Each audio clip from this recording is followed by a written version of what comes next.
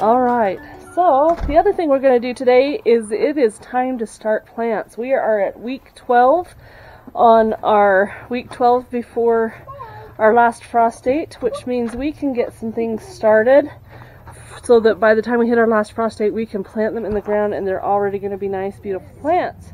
So, yep, so now mostly what we're going to be planting today is we're going to be doing some marigolds, because marigolds you want to get planted in between like your squash plants and things like that. They help with pests. Marigolds are also edible, which is really great. I didn't know that, but they are. And we're going to get some of our other flowers that we want to get out started and planted.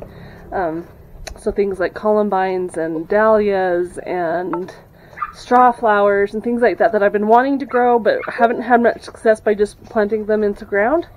So we're going to get them started and then we'll plant them in the ground when they're a bit bigger, and that'll be a lot of fun. So what I think with these is that you can definitely use them for 2 or 3 seasons, or as long as you get them cleaned out and whatever, they should last a little while. What are you trying to do, little man? Jump up there. So we are going to be planting onions, straw flowers. So we've got some bunching onions. We have guardsman onion, red bearded bunching onions, crystal white wax onions. So most of these are a smaller onion, none of them are big. I hope to be doing bigger onions later. And then I have these straw flowers that I wanted to grow last year, and we planted them, but then they didn't grow. So I've got a few of those. Some in the red, some in the blue, dark blue, and then some pinks. They're so cute. They are. They're really pretty. And then I love dahlias. Dahlias are my favorite plant, and I planted some of these last year in pots. They grew, and then I planted them into my garden, and they turned out beautiful. I ended up with new tubers, and then I pulled all the tubers apart before I learned how to do it, and ended up destroying my plant. So these grow here fine during the summertime, but I've been told that they won't overwinter. Something I'm going to try and do is I am going to pull up tubers so I can plant more of them. What I'm going to try to do with some of them, though, is to trim them down and get them covered with mulch and maybe covered with some cardboard or something, so to help prevent that part of the ground from freezing too hard, and hopefully be able to have them as perennials. And then I'm going to do some snapdragons. I've got rose and I've got orange. These always remind me of my grandma. She would always plant snapdragons in her yard. And I've been wanting to try some columbines, so we're going to see if we can't get some of these columbines to grow as well.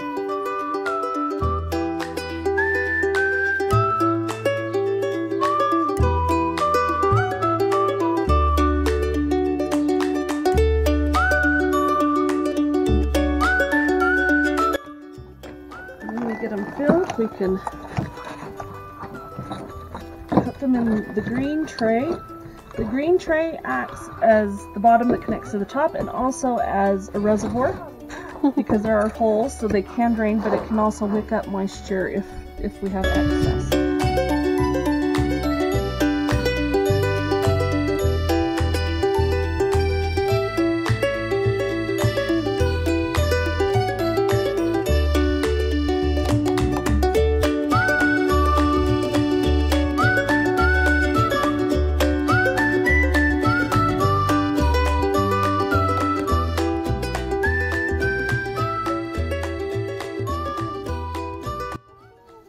So you want to make sure your soil's moist. If you get it in here and it's not as moist as maybe you think it should be, go ahead and just dribble some water on. I do that for 2 reasons. 1, you want to have good moist soil for your seeds to go into, and 2, because the seeds will stick to it better. Because especially these seeds, they're little teeny, and so they don't need to go down into the dirt very far. If you put them down in too far, then they won't germinate like you need to. Now remember, we did a video a couple months ago, towards the end of January, where we did seed starting to test all of our seeds, and we had super great success. So I'm not worried about any of these seeds being able to grow. I just need to make sure that I'm providing them with the best soil conditions. So, package of seeds. Thank you. You're gonna talk about it? Yep. So in this one, I'm gonna do half with columbine. Sure. No. Tiny seeds. They're little teeny black seeds. So I'm putting about 3 seeds in each one. Once they start germinating and sprouting, I will thin them out just a little bit, so just the strongest one does it. But in order to keep track, I'm going to make sure that I get my lid on there with it written. Can you see it? Don't know if you can see it, but It says there's words on there. Columbine. Oh yeah, there you go. And Dahlia. So for right now, that's all we've got. And anyway, I think I'm going to put this table out down into the sun, down a little bit further down from here, so that they're getting a good amount of sun every day. Or I'll put it over here in this garden, because this one gets sun all day long.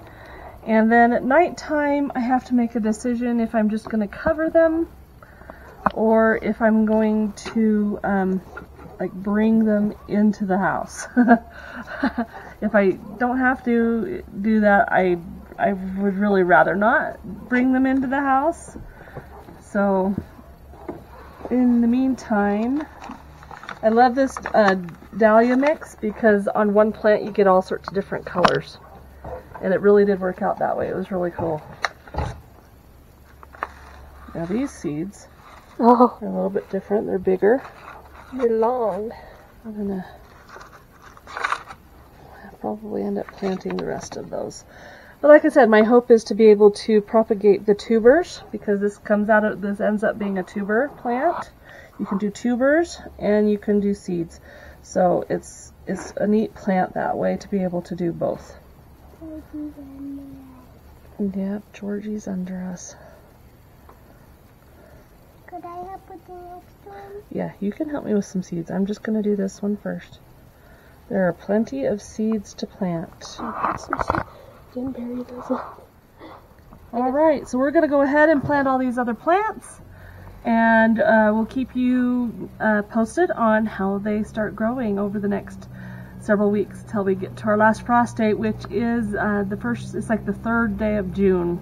It's a long way away. It's a long ways away. We have a relatively short growing season, only 106 to 110 days.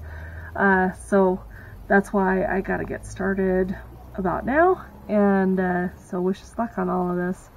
And we'll see you later. Bye-bye.